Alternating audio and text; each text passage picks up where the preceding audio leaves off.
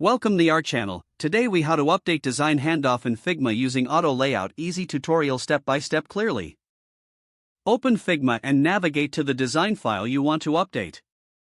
Select the frames or components you wish to utilize auto layout with. In the right sidebar, locate the auto layout section. Click on the plus icon to add auto layout to your selected frames. Adjust the spacing and padding settings to fit your design needs. Ensure that the alignment options top, middle, and bottom are set according to your preferences. If you have nested frames, ensure you apply auto layout to each one as needed. Next, add or adjust the content within the frames by dragging elements into the auto layout frames. To see how the layout responds, resize your frames manually. Observe how the elements adjust automatically based on the settings you chose. For text layers, adjust the text properties in the right sidebar to ensure clarity. If you need to reorder elements, simply drag and drop them within the auto layout frame. To further enhance your design, consider using components within the auto layout to keep your design consistent. Once you're satisfied with the configuration, check the overall flow of your design. Test the responsive behavior by simulating different screen sizes.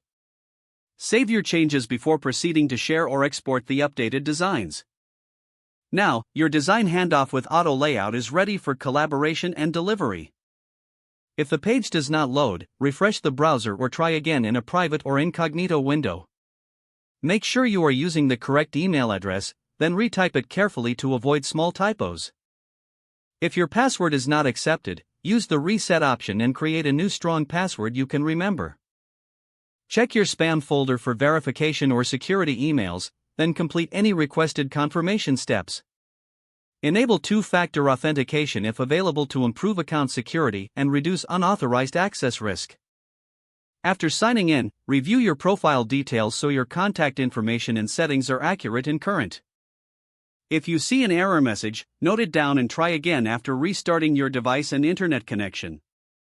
Log out when you finish, especially on shared devices, to keep your account and payment information secure. If the page does not load, refresh the browser or try again in a private or incognito window.